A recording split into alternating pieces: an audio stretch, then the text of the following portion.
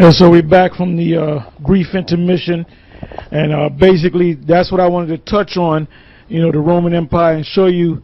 And we always, every so often, we'll go back and we'll cover, you know, the Roman Empire to prove to you that, you know, the United States as part of the Roman Empire, because like I said earlier, the members of NATO and the members of EU are basically the same. They're part of the same organization. But the U.S. is a part of NATO, which connects them to the EU. So if they're all one body, because when they go to war under one body. They go under, or the UN. The UN is a part of that too. That's why they call itself. Sometimes they go under the name of UN forces. Sometimes they fight under the name of NATO, which you have members of the EU, members of NATO, and the United States, which is a member of NATO. So that's the vastness of the revised Roman Empire. So if you can't see that this is the Roman Empire, the last leg of the Roman Empire, and that the last leg of the Roman Empire was going to have control over the whole planet Earth, then you don't understand what the hell's going on. Okay? So now, you got anything? No. All right, now I want to deal with these tribes, and these are the last tribes that the last four tribes we didn't deal with.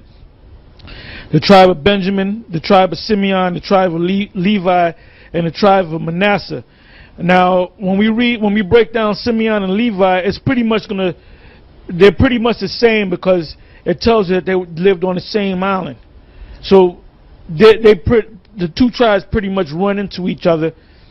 And Manasseh, pretty much those prophecies fit Ephraim, because Manasseh was the younger brother. I'm sorry, the older brother to Ephraim, but Ephraim became the greater. All right? So we want to start with the tribe of Benjamin. The tribe of Benjamin, let's go to Genesis, the 49th chapter, and I believe that's the 27th verse. Genesis chapter 49, verse 27. Benjamin shall raven as a wolf. In the morning he shall devour the prey, and at night he shall divide the spoil. Read that again. Benjamin shall raven as a wolf. Now, what you're going to have to do is look up the word raven.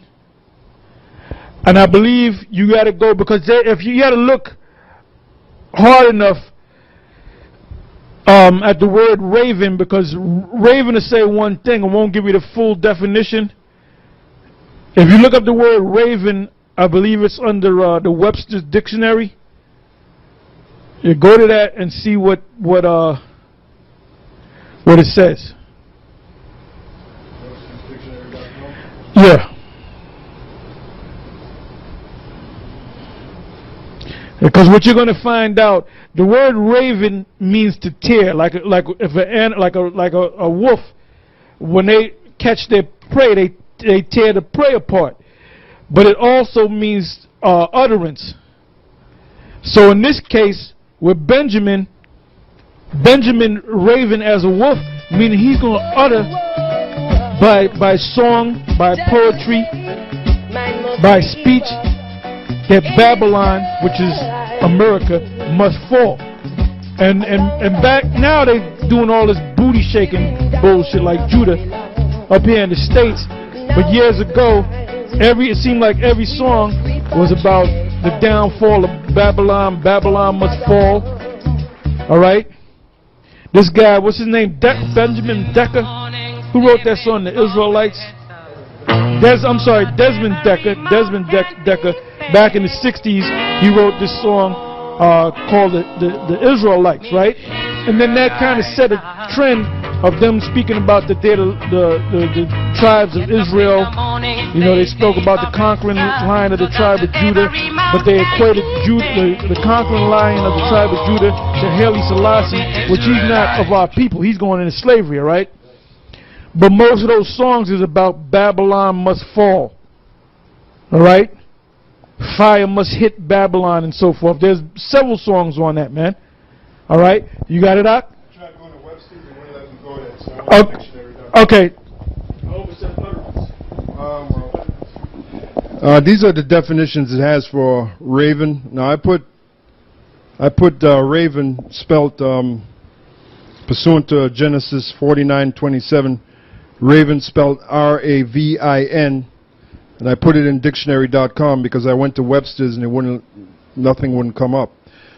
Now this is what it says. It says to seek, plunder, or prey, to eat or feed voraciously or greedily, to raven like an animal, to have a ravenous appetite, to seize as spoil or prey, to devour voraciously, rapine, robbery, plunder, or prey.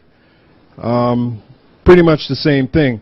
Now we know it also means to utter, so I'm going to keep looking and...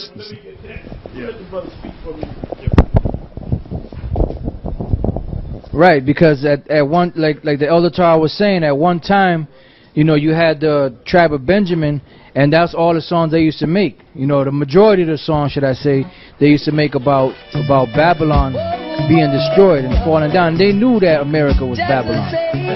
You know, that's why the scriptures call Benjamin, and the name Benjamin comes from the Hebrew word Banyamyan, which the word Banyamyan, the word Bun means son, and Yum-Yun means right, son of the right.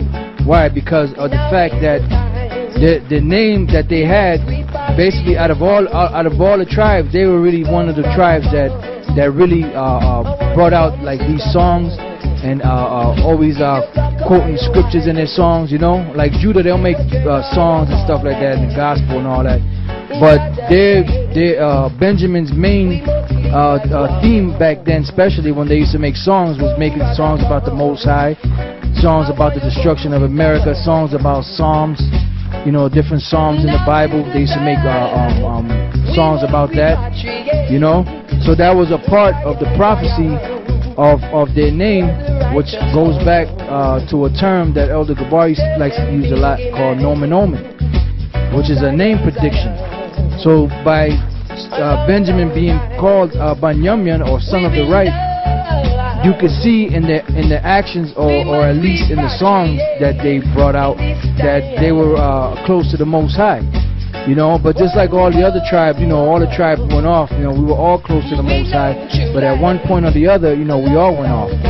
You know, so that's what the name Benjamin means. You know, and then when it says that they shall raven like a wolf, meaning they're gonna get together like in packs, and they're gonna be chanting songs against America, which is known as Babylon the Great. That's why you always see, like even in that movie Marked for Death, you know, when Steven Seagal went to go see Screwface, and then Screwface was disappearing through the corridors, and in the background on the wall there was like some graffiti written up there, some cheesy graffiti, but it said Babylon gonna fall. You know, in other words, Babylon is gonna fall. You know why? Because they always, that was one of their major mottos. So that's being that that's one of their major mottos. That's what they sang as they were ravening as wolves, true to the prophecy that was written of them, you know, in the book of Genesis, the 49th chapter. Because you have to remember that the things that were written in Genesis, the 49th chapter, they weren't written about during the time when Israel took over the land of Canaan from the Canaanites. Because these prophecies didn't happen back then. These were future prophecies that even the tribes, when Jacob was speaking to the tribes, they didn't understand what he meant by those things, because he was speaking in the spirit. He was speaking in the spirit about future prophecies that were going to take part in this time. Yeah. Yeah, I just remembered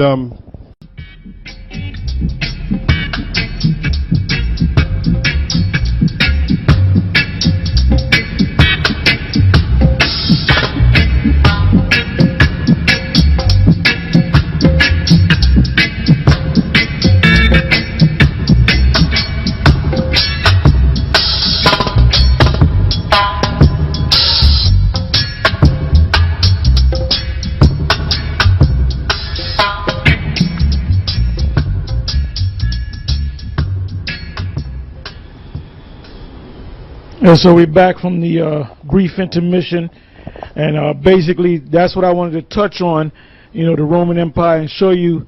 And we always, every so often, we'll go back and we'll cover, the Roman Empire to prove to you that, the United States is part of the Roman Empire. Because like I said earlier, the members of NATO and the members of EU are basically the same. They're part of the same organization. But the U.S. is a part of NATO, which connects them to the EU. So if they're all one body, because when they go to war under one body. They go under the UN. The UN is a part of that too. That's why they call itself. Sometimes they go under the name of UN forces. Sometimes they fight under the name of NATO, which you have members of the EU, members of NATO, and the United States, which is a member of NATO. So that's the vastness of the revised Roman Empire. So if you can't see that this is the Roman Empire, the last leg of the Roman Empire, and that the last leg of the Roman Empire was going to have control over the whole planet Earth, then you don't understand what the hell's going on. Okay? So now, you got anything? No. All right, now I want to deal with these tribes, and these are the last tribes that the last four tribes we didn't deal with. The tribe of Benjamin, the tribe of Simeon, the tribe of Levi, and the tribe of Manasseh. Now, when we break down Simeon and Levi, it's pretty much they're pretty much the same, because it tells you that they lived on the same island. So the two tribes pretty much run into each other. And Manasseh, pretty much those prophecies fit Ephraim, because Manasseh was the older brother to Ephraim, but Ephraim became the greater. All right? So we want to start with the tribe of Benjamin. The tribe of Benjamin, let's go to Genesis, the 49th chapter, and I believe that's the 27th verse. Genesis chapter 49, verse 27. Benjamin shall raven as a wolf. In the morning he shall devour the prey, and at night he shall divide the spoil. Read that again. Benjamin shall raven as a wolf. Now, what you're going to have to do is look up the word raven. And I believe you got to go, because if you got to look hard enough at the word raven, because raven will say one thing and won't give you the full definition. If you look up the word raven, I believe it's under the Webster's Dictionary. You go to that and see what it says. Yeah.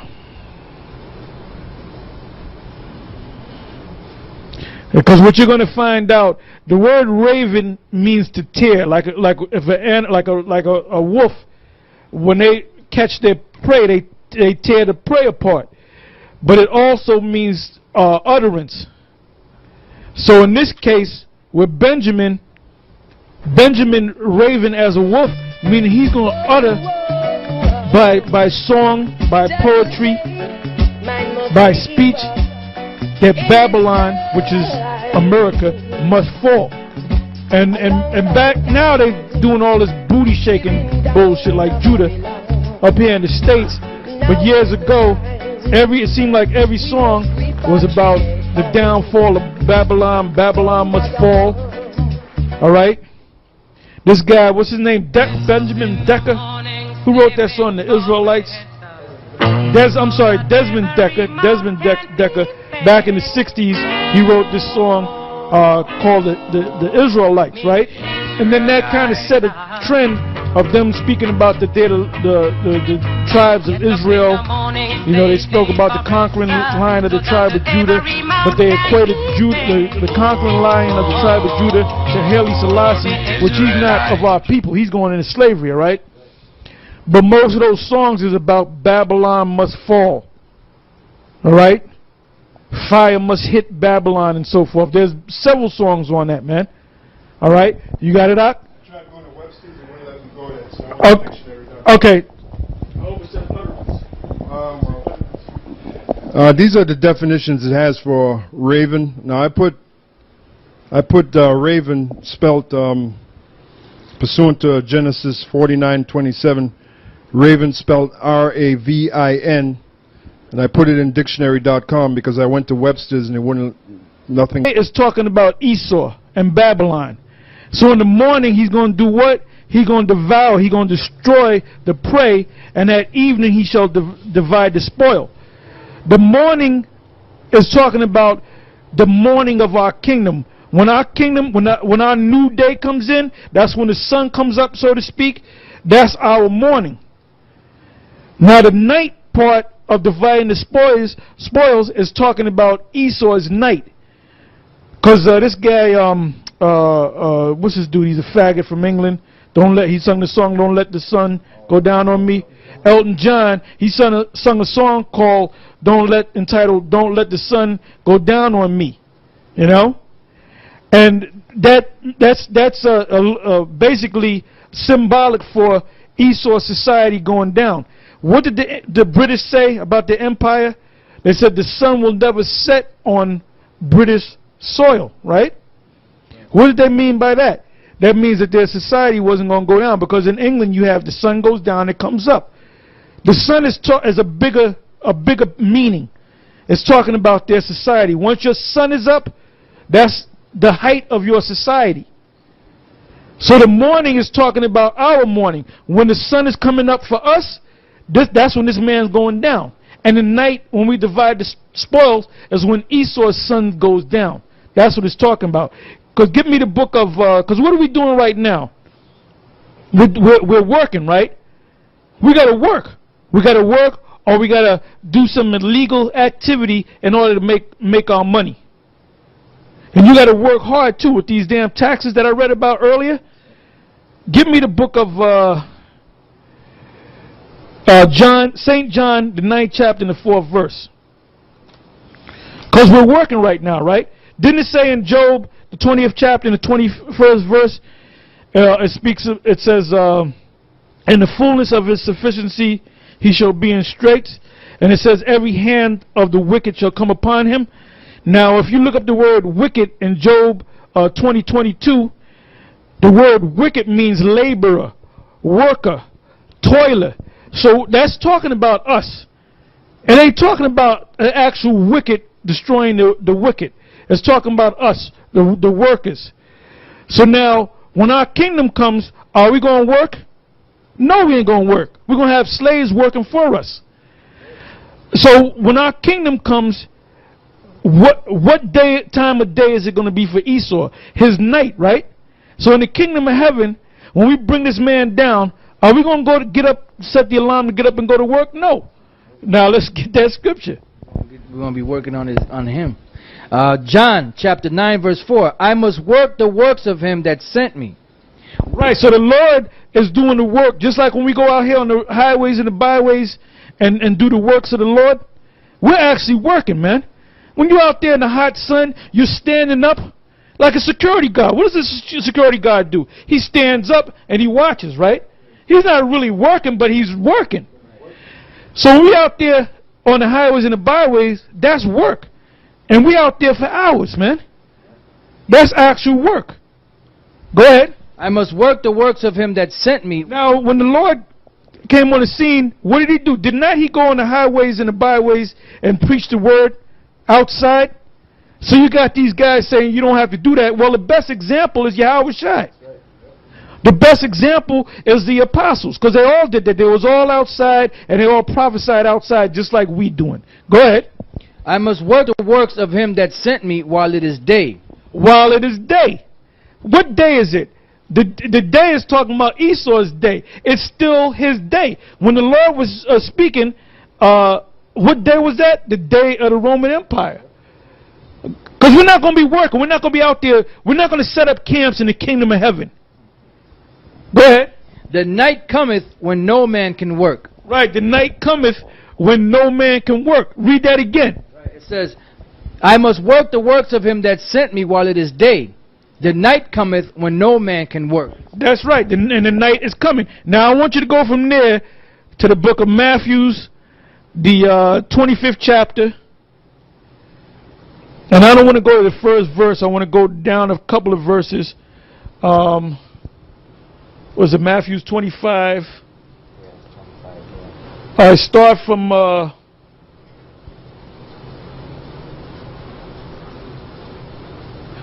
4th verse. Okay, Matthew 25 verse 4. But the wise took oil in their vessels with their lamps. While the bridegroom tarried, they all slumbered and slept.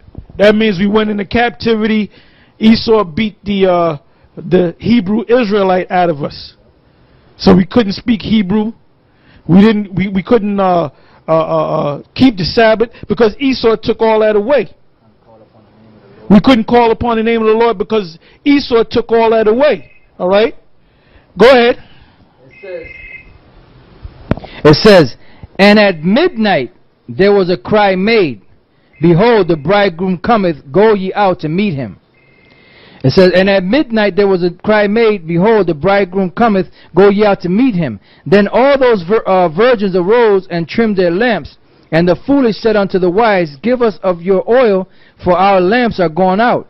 But the wise answered, saying, not so, lest there be not enough for us and you, but go ye rather to them that sell, and buy for yourselves. And while they went to buy, the bridegroom came, and they that were ready went in with him to the marriage, and the door was shut. Afterwards came also the other virgins, saying, Lord, Lord, open to us. I say unto you, I know you not. Verily I say unto you, I know you not. Watch therefore, for you know neither the day nor the hour wherein the Son of Man cometh. Yeah, so when is he going to come? At midnight. What is the midnight talking about? Midnight is pitch dark. So it's talking about the night. It's talking about Esau's night. Because a couple of hours, the sun come back up. That's our sun coming back up. Go back to midnight again. Right, it says, and verse 6, and at midnight there was a cry made, behold, the bridegroom cometh, go ye to meet him. Right, so the cry, we're making the cry. When we go out there and we teach this word, we're trying to wake up all the tribes. It's happening when? At midnight, when this man's going down to get ready for what? The morning. So we're in that time right now. All right? So that's what that word night means. He divided the spoils in the night. That means when this man goes down in his night, which is our morning, it's going to be the kingdom. All right? All right, go ahead. Lamentation chapter 2 verse 19. Arise, cry out in the night, in the beginning of watches, pour out thine heart like water. Right, the night is talking about Esau's night. Go ahead. Arise, cry out in the night, in the beginning of the watches.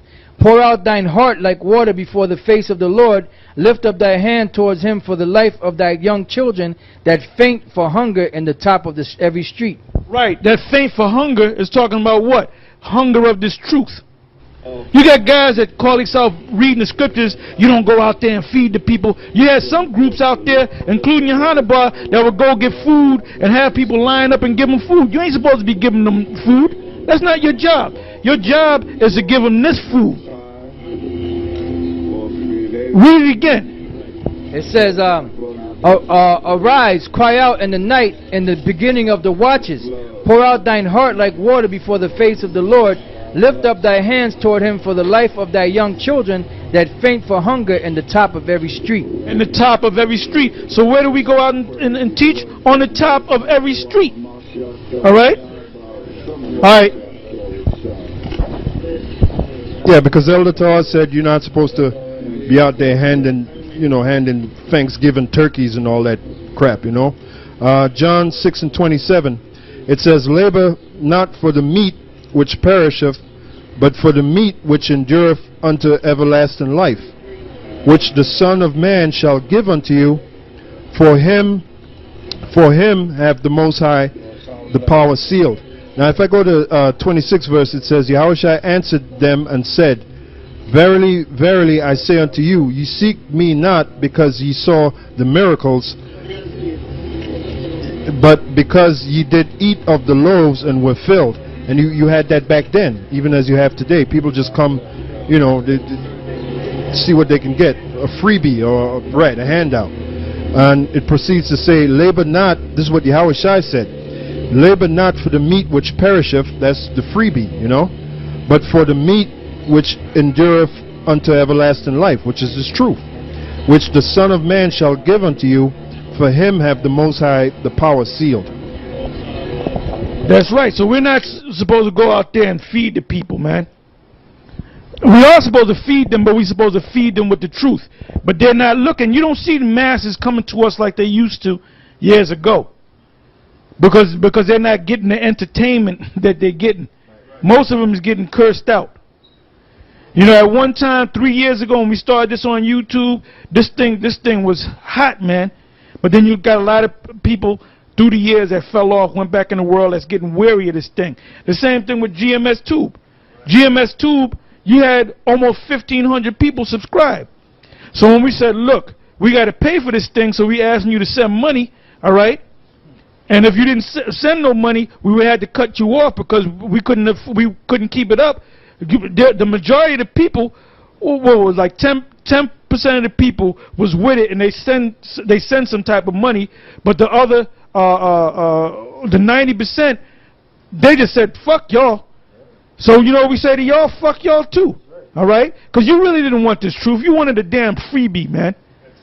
You wanted to be entertained. But you're going to get entertained very soon. You're going to be part of the entertainment. Yep, them concentration camps going to entertain you. The chip, and then ultimately the missiles. You're going to get plenty of entertainment.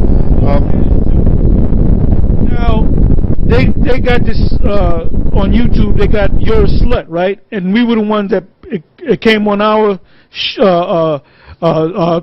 site, all right, that they suspended. Because what they did was they said, look, if you don't take that video down, we're going to suspend your thing. So the brothers said, okay, I'll take it down. And then they wound up suspending that site anyway. And then people started talking shit. I see you bunch of punk ass motherfuckers. You took the site down. So somebody else got the site up. But now all of a sudden it's not offensive because people like to get on there and talk shit about us, man. There's over 100,000 hits on that thing.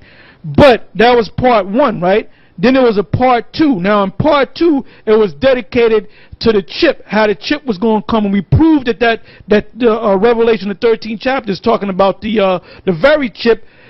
So that You're a Slut video, part one, was a stumbling block to you, so you don't get to the next video. So the Most High got you niggas good, man, because when they push that chip out, you won't accept that chip because you're not going to know that it's in the scriptures that say you're not supposed to accept that chip. So when we see you niggas online accepting that chip, we're going to drink to you accepting that chip. We're going to laugh at you niggas accepting that chip. Okay? And don't say, well, you shouldn't laugh at Israel. Well, guess what? The angels, are heavenly, righteous, perfect angels, are going to laugh at your ass. And the Most High going to laugh at your ass. And we're going to laugh right along with the Most High and the angels.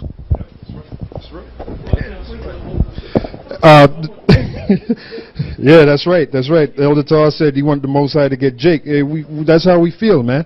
Hey, because the prophet Jeremiah, which I happen to be reading Jeremiah right now.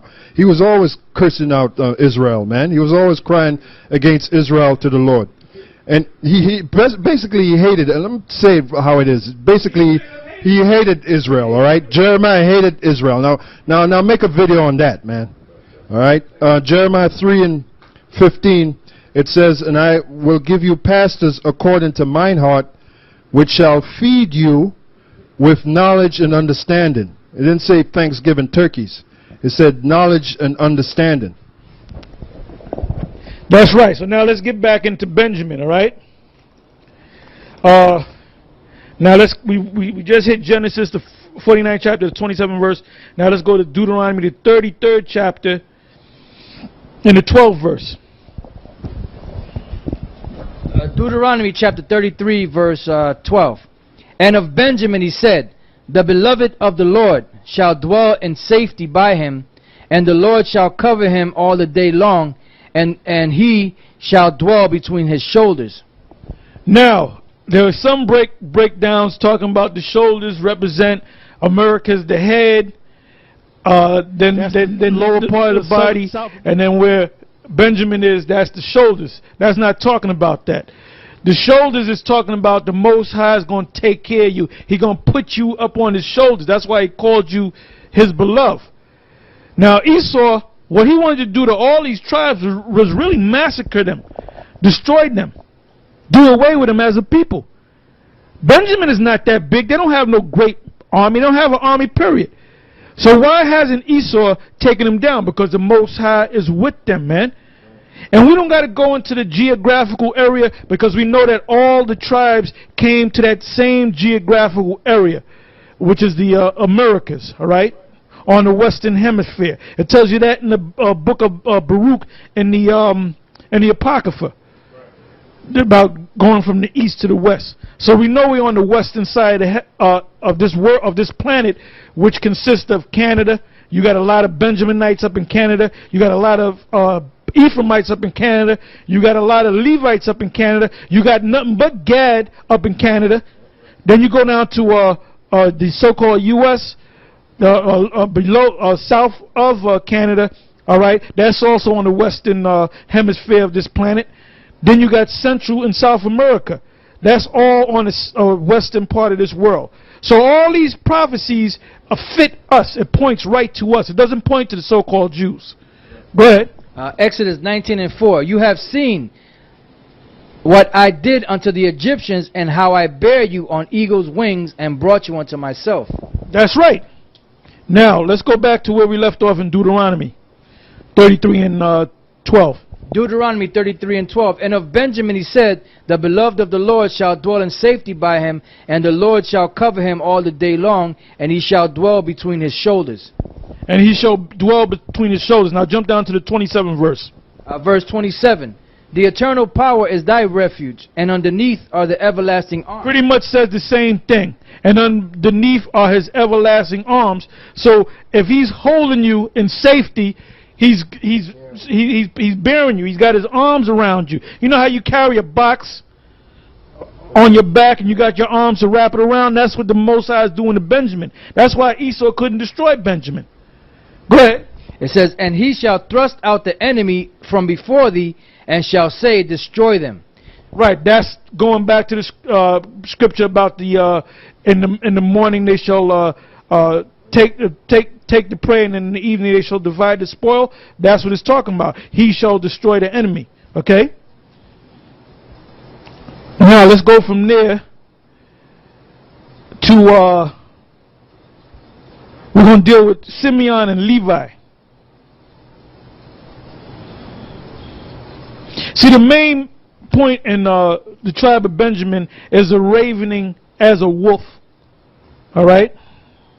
Like I said, check out what a wolf does. Before a wolf, first of all, they move in packs. That's how Benjamin move, in packs. When they go to get you, if you mess with one of their family members, they're going to be a whole posse to get your ass. But before they do that, they're going to make a lot of noise and scare the shit out you before they actually tear you to pieces. That's what the wolf does, and that's what Benjamin is getting ready to do to Esau. All right? Let's go to the book of Genesis, the 49th chapter. Did you got the verse? Go ahead. Genesis chapter 49, verse 5. Simeon and Levi are brethren. Instruments of cruelty are in their habitations. O my soul, come not thou into their secret, unto their assembly, mine honor, be not thou united. For in their anger they slew a man, and in their self-will they digged down a wall. Cursed be their anger, for it was fierce, and their wrath, for it was cruel. I will divide them in Jacob, and scatter them in Israel. Read that again. Simeon and Levi are brethren. Now what it means by brethren, we're all brethren. All the tribes are brethren, but what it means by brethren is that there are two tribes on the same island, but there's a like a barrier right there. So you got Simeon on one side and you got Levi on the other side. That's what it means by their brethren. Go ahead. Instruments of cruelty are in their habitations. Now that's talking about this story of this Canaanite that had sex, entice Dinah, the sister, the only woman child of Jacob. And what happened was the Levi and Benjamin, they didn't like that. They didn't like the fact that, especially a Hamite, laying down with their daughter. So what they did was, they said, look, you can marry our daughter, but you and all your people got to get, all your men got to get circumcised. So they said, okay, we'll get circumcised, because they had servants, so they wanted to have sex with the servants of Jacob, all right, because we had servants with us. So what happened was, it was a setup. When they were sore, that's when Benjamin and Levi and their men attacked them and slaughtered. It was a great slaughter, and that was cruel. But guess what? So what, man? It was cruel. They did it to a damn Canaanite. Motherfucker, goddamn Canaanite, man. But the reason why Jacob, lost it, because, man, you are rocking the boat, so to speak. Because we got to live here, man. Because all we're going to have is nothing but wars against these surrounding nations and these tribes and so forth. And they were small at that time. Go ahead. It says, "O my soul, come not thou into their secret." Now, their secret is talking about what? Their voodoo. In other words, on the Levi's side, you have that voodoo, that heavy witchcraft. Now, on Simeon's side, you got the same thing. It's called Santeria and Brujeria. Now, the word Brujeria means like the brew, a witchcraft. Because what does a witch do? She puts together. She takes the cauldron and she makes a brew, and she uses it to put spells on you. So that's why they call it Brujeria, which means witchcraft or Wicca. So they prayed after Satan, but they put saints in front of them. They put Saint Mary and Saint this, but they're really demons that they're worshiping. Okay? So that's their secret. Okay, go ahead. "O my soul, come not thou into their secret, unto their assembly." Right, their assembly, because they have those meetings and where they get together in their churches. And they'll have old women smoking cigars. They'll wear the Gadite headdress. They'll take a goat and they'll slaughter the goat or a chicken. They'll pull the chicken's head off. And then there's an account where Levi, on the righteous side, one of the purifications to Israel was to take a chicken and take the chicken's head off and sprinkle the blood over Israel. So they still do that to this day. Because how'd they know to call on them gods? Because they knew that back on the righteous side, back when they was in their right mind. So they do those same rituals, but they do it in the name of a strange god. So that's their secret, that you shouldn't come into their assembly. Another thing that they got big, this is among Simeon and Levi and the other Latin tribes, are these things called botanicas. When you go up in there, if you lost your job, they give you a candle. You light this candle, and then you get a job. Or if you want to get a man, or for women, because mostly women go up in there, they'll give you a certain candle, and you light that candle, and you do a certain prayer, and you dress up all in white, and then you get the man of your dreams. So that's their secret, their witchcraft, following the left-hand side. Go ahead. "Mine honor, be not thou united.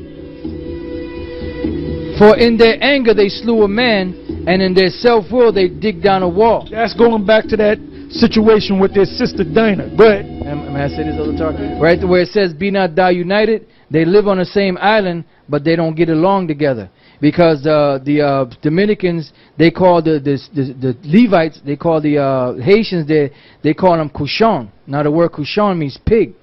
So whenever they see them, they'll call them that, because there's rivalry between the two. But they're brothers, they live on the same island, but they don't get along. That's why the Lord said, "Be thou not united." We estranged people, man. Yep. Go ahead. It says, and the reason why I know, because we had this one Levite dude in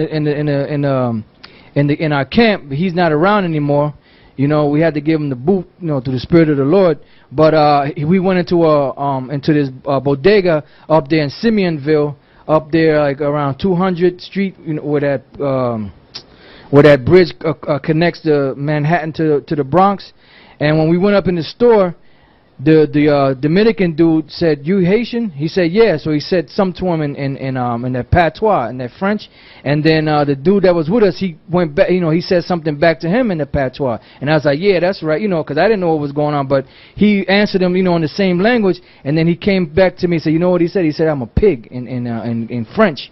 He said, and he explained to me that there's that rivalry going between the two, it's Simeon and Levi. Verse 7, "Cursed be their anger, for it was fierce, and their wrath, for it was cruel. I will divide them in Jacob and scatter them in Israel." Yeah, because back in the ancient world, Levi didn't have their own inheritance, meaning their own land. So they were scattered and they were living in the suburbs. And they were living good. So they were mingled among all the tribes. Some were living around among Judah. Some were living around Benjamin. Some were living around Ephraim.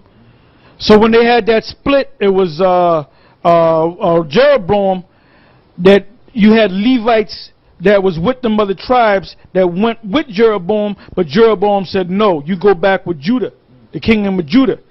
And then what happened was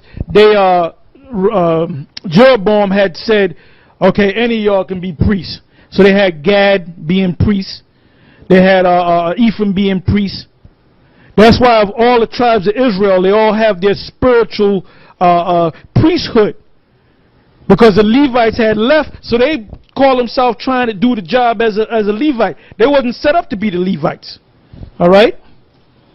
Is there more to that? Or you got something? That was it on that. All right. Now, being that they did that, the Most High scattered them. That's why you got Simeon all over the damn place, man.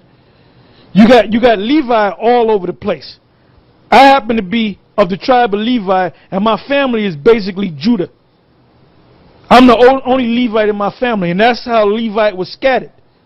You got Levites out there that you swear are Judah because they grow up in Jake families or even Ephraimite families, and they'll speak that Puerto Rican perfectly, but they're really Levite. So that's a fulfillment of prophecy right there. Now let's go from there to Hosea 4:1. Because they were at one time they were priests unto the Most High on the right hand side, but now they're no longer priests. They're priests of the spiritual demon Satan right now, because they're still doing those spiritual things, but they're doing it based upon the power of the left hand side. All right. Hosea 4:1. Hosea chapter 4 verse 1. "Hear the word of the Lord, ye children of Israel. For the Lord hath a controversy with the inhabitants of the land, because there is no truth, nor mercy, nor knowledge of the Most High in the land, by swearing and lying and killing." Yeah, because Levi, his job as a priesthood was to bring justice. If you had a matter, you would go to the priest. Go ahead. By swearing and lying and killing. And that's what Levi is doing right now. That's what Simeon is doing right now. Simeon, what they have is their God, the number one God that they believe in is Michael, Saint Michael, or Michael the Archangel, but it's a goddamn cracker with blonde hair and blue eyes wearing a fucking skirt that looked like he jumped off of a damn float at the gay parade. But you got Simeon blacker than coal, man, driving a damn taxi with supposedly Michael right there being a damn co-pilot. It's a goddamn shame the way our people is so messed up in the damn brain, man. Go ahead.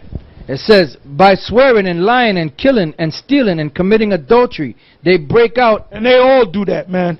The Simeonite women, man, they'll deal with their husband, then they'll go out and get a job, and they go out of state and dance in the damn strip club, man. Or work in the damn whorehouse. And they'll do 8 hours, and they'll come home, and they'll kiss their husband, and they'll cook food for him. You know, he'll come back from work, and she'll come back from work, but he don't know that she's working at a damn strip joint. Or she's working a night shift, where she leaves late at night when he's coming in, and she'll say, well, I left you some fandango. What's that? Mondongo. Mondongo. So he's all happy, kisses his wife. Then she goes to do the night shift, and the night shift is dancing around the goddamn pole. I know that for a fact because I know.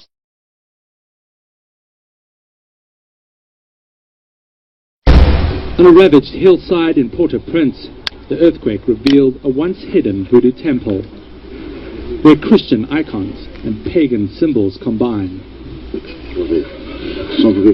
The Hugon, a voodoo priest, unwraps a voodoo doll where he claims he deposits evil spirits.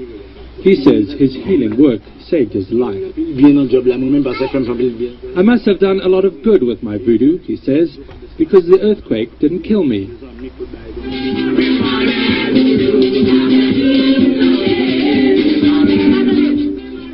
But at the Assembly of Jesus Church in Port-au-Prince, Pastor Pierre David blames voodoo for the destruction. I do believe that the quake came because of voodoo, he says, because they did a lot of bad things. Now it's time that Christ takes over.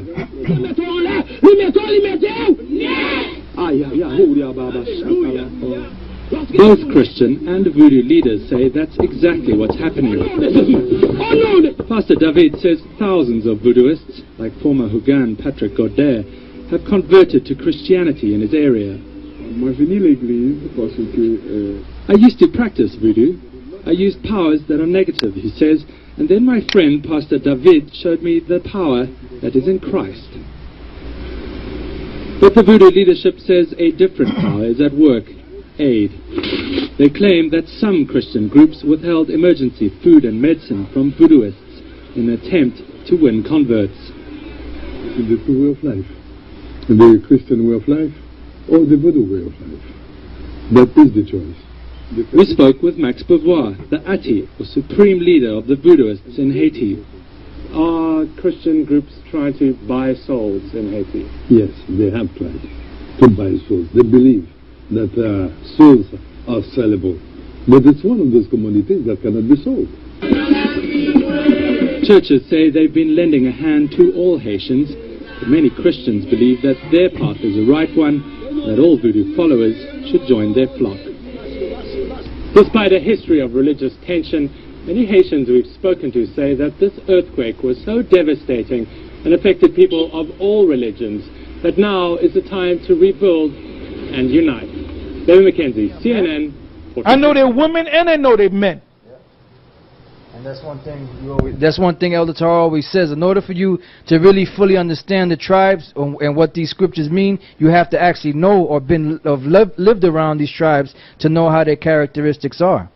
That's right. Okay, let's go ahead.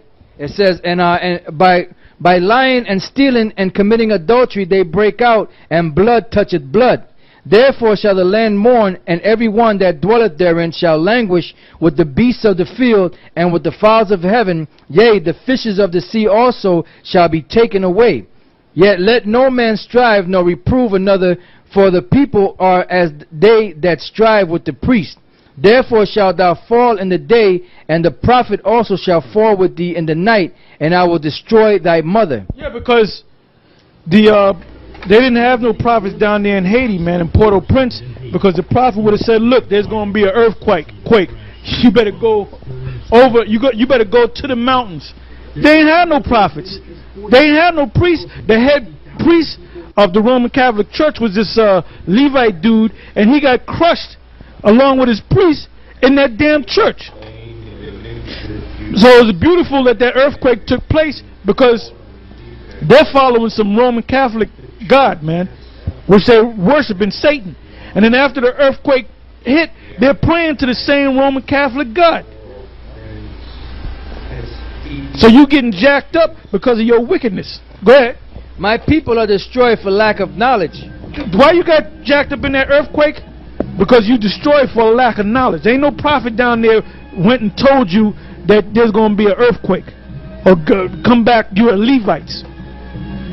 Go ahead. Because thou hast rejected knowledge, I will also reject thee. Right, you rejected the knowledge of the Most High. Go ahead. That thou shalt be no priest let me read that again. I will also reject thee, that thou shalt be no priest to me, seeing thou hast forgotten the law of thy power. So who are the priests the tribe of Levi. Those are that's the only tribe that could be a priest.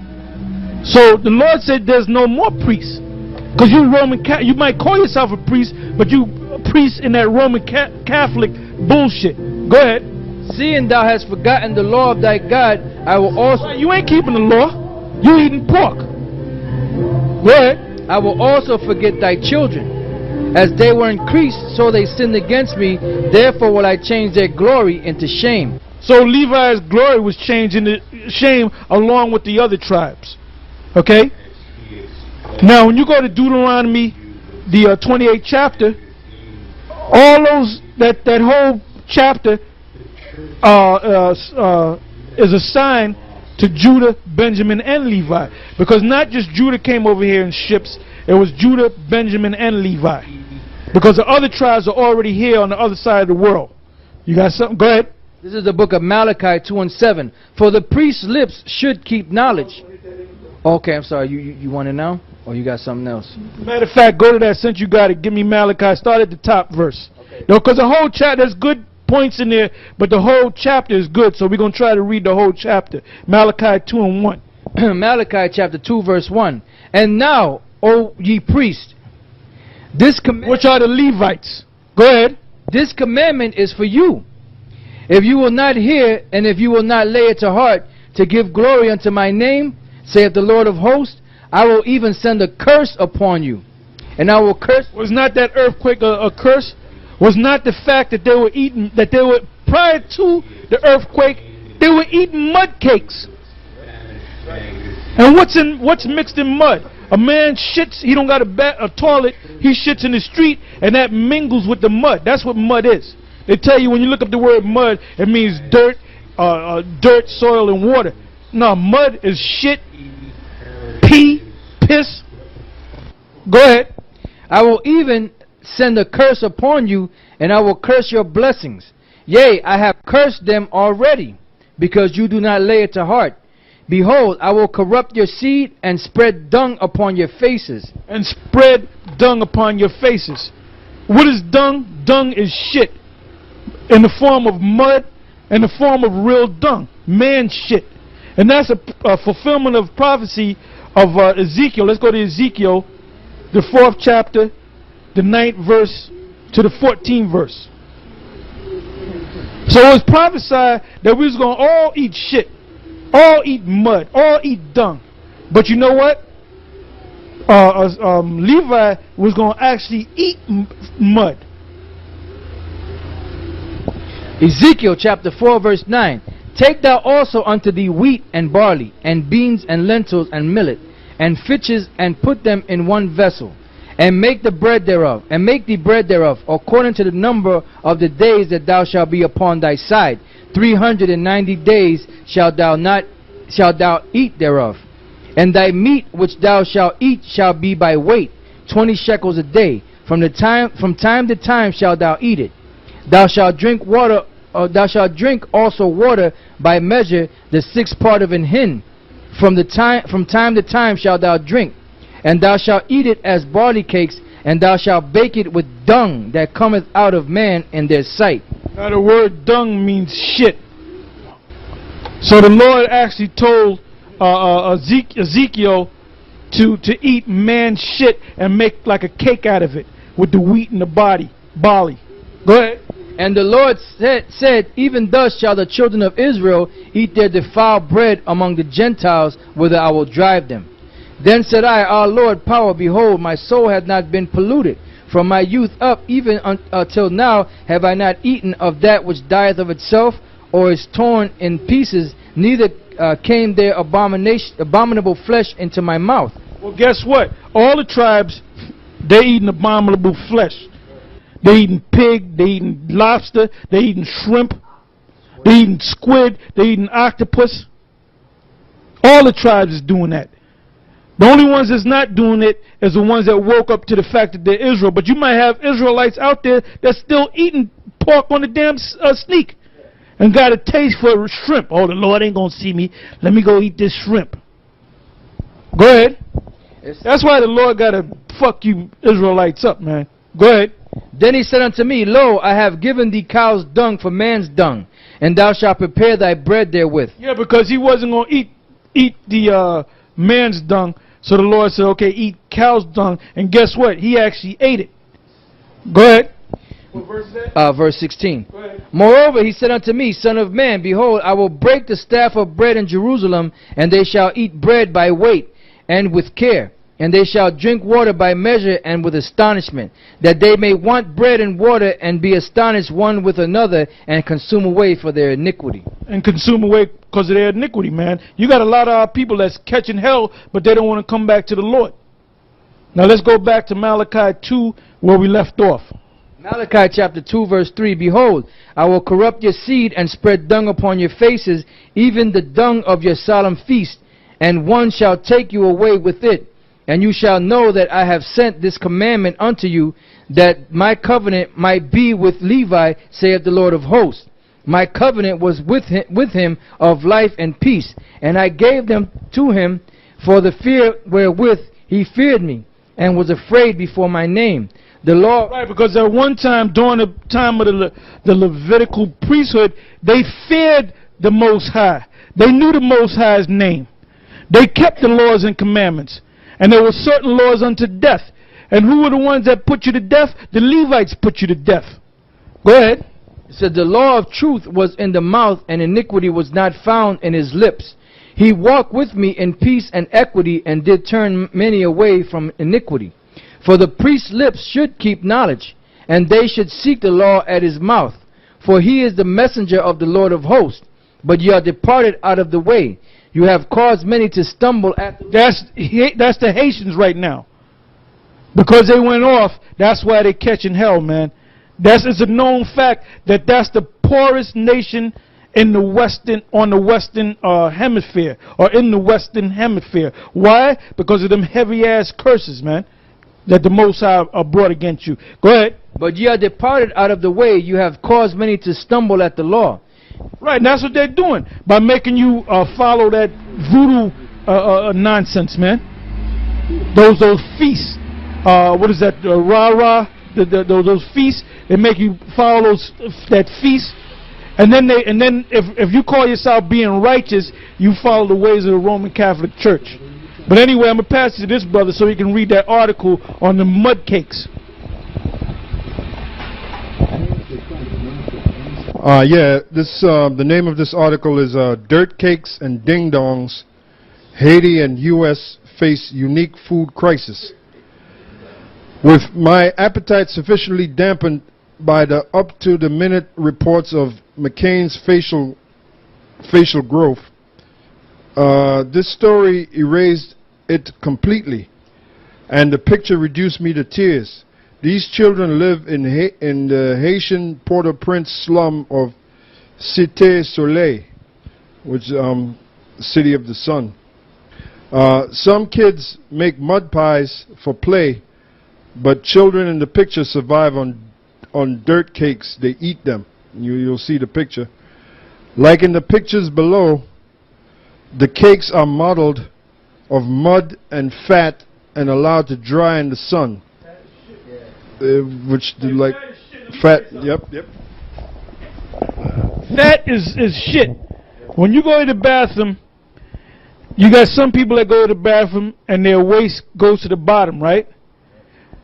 Some of it floats to the top. Sometimes half of it floats to the bottom and the other half floats to the top. The waist that floats to the top is pure fat. That's fat coming out of your system. Okay? So it said that that mixture is fat, so that's shit. Yep, the cakes are modeled of mud and fat and allowed to dry in the sun. The only form of sustenance many Haitians can afford after rice and bean prices have risen 100%. One woman, that you can blame the so-called white man on that. One woman who makes the dirt cakes says, it stops the hunger. You eat them when you have to. The director of the aid agency, Christian Aid, says, food is available, but people cannot afford to buy it. If the situation gets worse, we could have starvation in the next 6 to 12 months. food aid has been delayed. Okay, I should note that the article is dated, what is that, July 27, 2008, all right? So it's kind of recent, you know? Yeah. They were catching hell long before the quake. I thought that was after the quake, man. So on top of that, to add insult to injury, man, the Most High smacked them with a earthquake, man. So they were really catching hell, man. They went from hell to deeper hell. Now, I did some research and I found out the GDP, which is the gross domestic product of Haiti, I believe, if I remember correctly, is $7 million. Compared to the U.S. GDP is what? $14 trillion. So $7 million is a drop in a chump change to the United States. Now, when that earthquake hit, I think they collected, with all the donations and the concerts and all that, I think they collected, if I'm not mistaken, I think it was something like $350 million plus dollars. So that's many times, I believe that's 50 times the GDP of Haiti. So if they were living on $7 million, now they got 50 times that, or more than 50 times that, they should be able to build up Haiti in no time, right? But none of that money hit Haiti, man. Because the U.S., I believe they made a pledge of sending, through the government, I think it was $137 million, and that's when the earthquake first hit. And you know what, to this day, they sent zero. Under the Barack Obama administration. So he has the power to have that money sent because they already made the pledge to help them. So there's a lot of countries that said that they're going to help Haiti and didn't send a goddamn dime, man. So that shows you that this guy, Barack Obama, he's not for black people, man. But you still got these bird-brained niggas praising Barack Obama. And this guy haven't did one fucking thing for you damn stupid niggas. Like I said, going back to what I said earlier, that's why you niggas got to be destroyed. You're not even sensible no more, man. You can't see that this man don't give a fuck about you. Go ahead. Yep, reading on. While more than 50% of Haitians are undernourished, a new study about the state of the U.S. waistline is even harder to stomach. To see it and a clever way you can help feed the hungry, read more. By the year 2030, most adults in the U.S. will be overweight or obese, according to a new study to be published in July issue of the Obesity Journal. By most, they mean 86%. Healthcare spending is projected to be as much as $957 billion, with $1 in every $6 spent going to obesity-related care. While obesity in the U.S. is now a public health crisis, you can help provide food for people with the exact opposite problem without leaving your computer. The UN World Food Program has a vocabulary game called Free Rice. Let me say about the World Food Program is fucking bullshit. They ain't helping them Haitians. If they are helping them, they're helping them very little. Alright? It's just like you got a guy caught on fire and you give the guy a goddamn sip of water. That ain't going to help his ass. Alright? So now let's go back to where we left off in Malachi. Malachi chapter 2 verse 8. But you are departed out of the way. You have caused many to stumble at the law. You have corrupted the covenant of Levites. That's why you catching hell. Because you were set up, you were responsible to keep the law, to pass the law on to Israel. Go ahead. Saith the Lord of hosts. Therefore have I also made you contemptible and base before all the people. And you're base. Base means the very bottom. Like if you do some research, you find out that Haiti is the poorest nation, or the poorest nation on the western, in the Western Hemisphere. Go ahead. According as you have not kept my ways, but have been partial in the law. Have we not all one Father? Hath not one power created us? Why do we deal treacherously every man against his brother, by profaning the covenant of our fathers? Judah hath dealt treacherously, and an abomination is committed in Jerusalem and in Israel and in Jerusalem. For Judah hath profaned the holiness of the Lord, which he loved, and hath married the daughter of a strange god. Yeah, now that makes me think about Comfy. Comfy then basically they sold out. That's why Comfy is teaching that, you know, he sold out the name of the Yahawah bahasham Yahawashi, and he's a worshiper of the Queen of Heaven, which makes him a Roman Catholic. All right. So Judah's gonna get jacked up too. All right. Now let's go from there to the book of Genesis. We're going to deal with Manasseh now. Let's go to do we hit Deuteronomy 33? Was there anything on Levi on that? I don't know if we hit that. Deuteronomy 33. I don't remember. Oh yes, right there. All right, go ahead. Deuteronomy chapter 33 verse 8. And of Levi he said, Let thy Thummim and thy Urim be with thy Holy One, whom thou madest prove at Massah, and with whom thou didst strive at the waters of Meribah, who said unto his father and to his mother, I have not seen him, neither did he acknowledge his brethren, nor knew his own children. For they have observed thy word and kept thy covenant. They shall teach Jacob thy judgments, and Israel thy law. They shall put incense before thee, and hold burnt sacrifices upon thine altar. Bless the Lord his substance, and accept the work of his hands. Smite through the loins of them that rise against him, and of them that hate him, that they rise not again. Now go to the top again. It says, And of Levi he said, Let thy Thummim and thy Urim be with the Holy One. Now I'm explaining to you what the Thummim and the Urim is. The Thummim and the Urim, so you can best understand, is equivalent to the TV set that you have in your house. It's like a glass that signals come through the air or through a cable, and you can watch shows, you can watch live events. Another example is a computer. When you go on the World Wide Web, you know, you got these wires connected to a cable, and then you can go to a live event on the other side of the world. So that would be equivalent to the Urim and the Thummim. That's the same concept. What the Most High gave Esau with the TV set and the computer, the World Wide Web, is basically the Urim and the Thummim. Because if you committed a sin, the Levite priest would go to the Urim and the Thummim, and they would say that this woman committed adultery, and the spirit will come and give the message, yes, she committed adultery. And they would put that woman to death. So Levi had that power, going back to the spiritual power that they had. They had a spiritual connection with the Most High.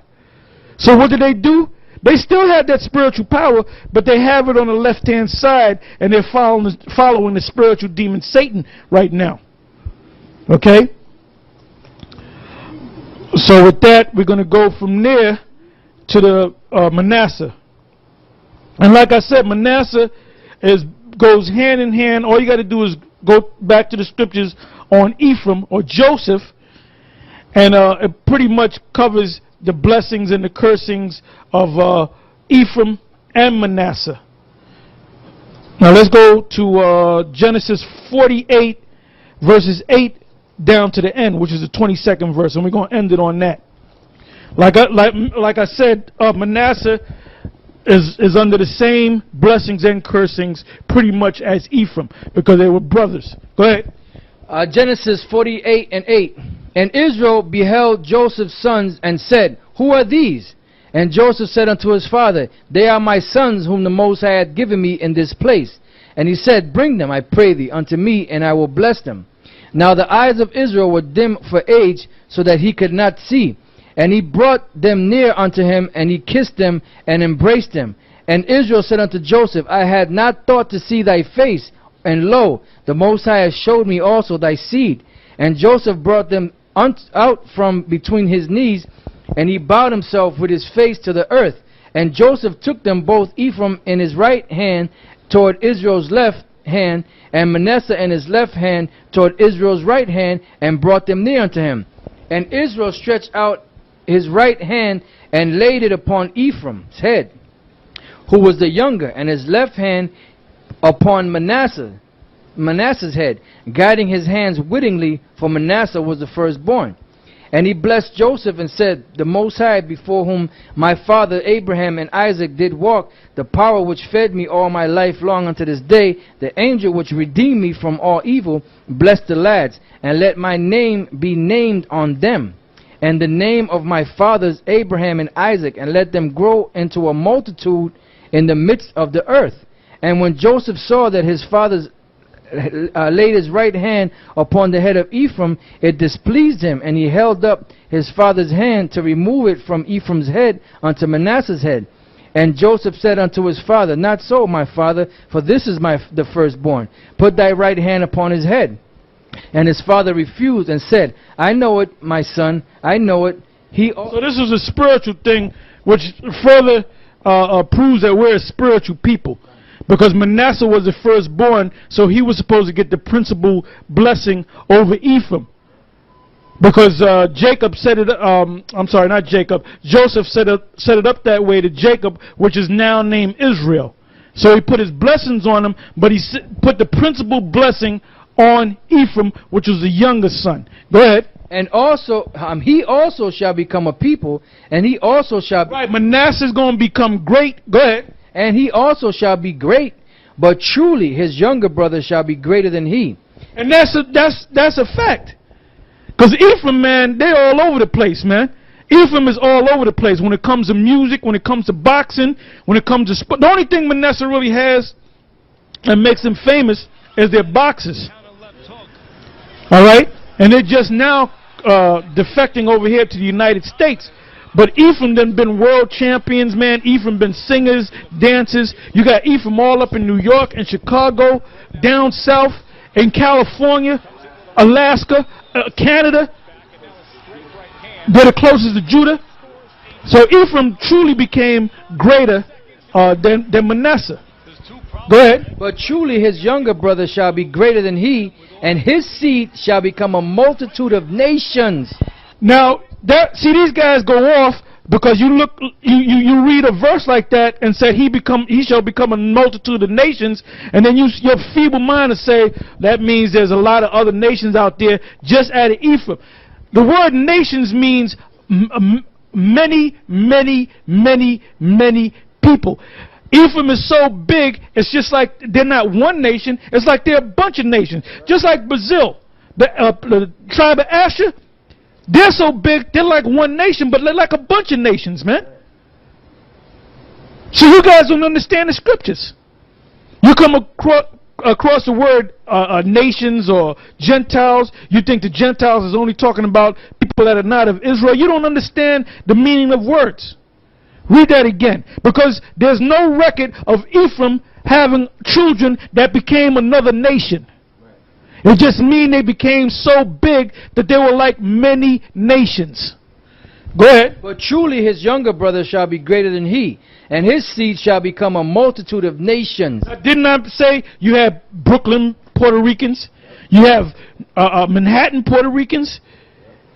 You got Connecticut Puerto Ricans? You got Chicago Puerto Ricans? You got California Puerto Ricans? You got Puerto Ricans all down south. I mean down south and down there in Puerto Rico. You got Puerto Ricans, like I said earlier. You got Puerto Ricans all up in Canada, man. You got Puerto Ricans that fought in different wars for Esau and then stayed over there in Germany. You got a lot of Puerto Ricans, Ephraimites, should I say, over there in Germany, man.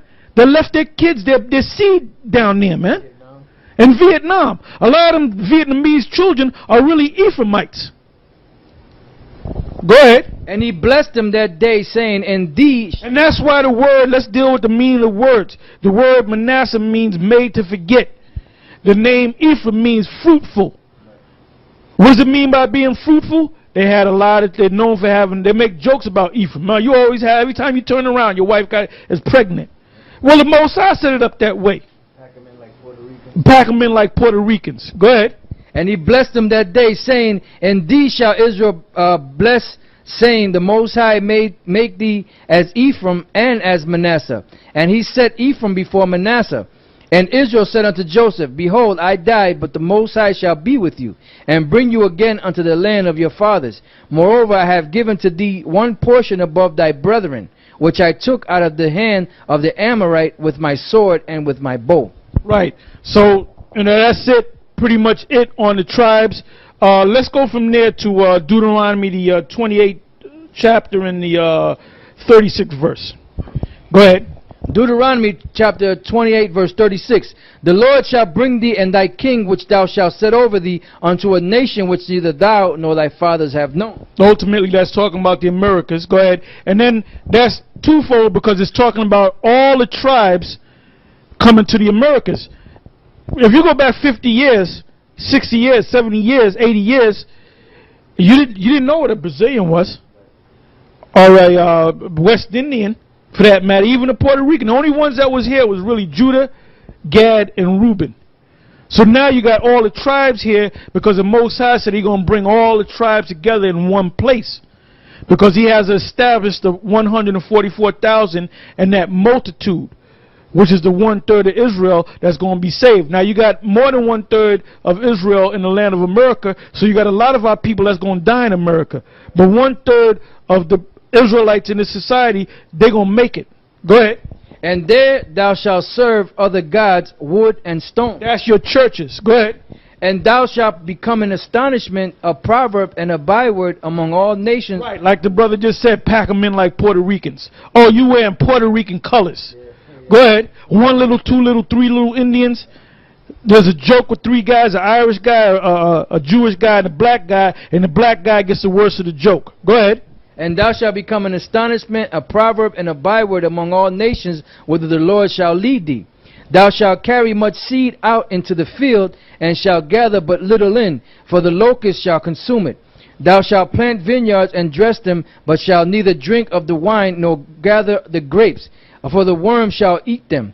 Thou shalt have olive trees throughout all thy coasts, but thou shalt not anoint thyself with the oil, for thine olive shall cast his fruit. Verse 45. Moreover, all these curses shall come upon thee, and shall pursue thee, and overtake thee. So we read about each and every tribe, where they would go, and what curses that were going to be on them, because all of them were cursed. Remember it said about Gad, a troop shall overcome him? Go ahead. Moreover, all these curses shall come upon thee, and shall pursue thee, and overtake thee, till thou be destroyed. Because thou... See, that's why you got a lot of these women, like the tribe of Ephraim and the other tribe women, a lot of them sneak and marry Esau. That happens big among Ephraim too. You know, you go to some hamlet where they got these $1 million homes, and you'll see a Latin chick and you think she's a maid. She's actually married to that damn Edomite, which might happen to be a doctor, because she's trying to get from around these curses. See, that's what a woman does. They don't understand what's going on. They feel that they're oppressed or cursed, so they'll get with an Edomite because they know the Edomite is being blessed, and they'll actually marry that Edomite, man. That's why we ain't really dealing with no woman. We just this word is for the men. Go ahead. Because thou hearkenest not unto the voice of the Lord thy God, to keep his commandments and his statutes which he commanded thee. And they shall be upon thee for a sign, and for a wonder, and upon thy seed forever. Right. So that's how we know that we're the children of Israel, because all these signs was going to be on us. All right. So with that, I'm going to say shalom, and we'll see y'all on the next round. Shalom.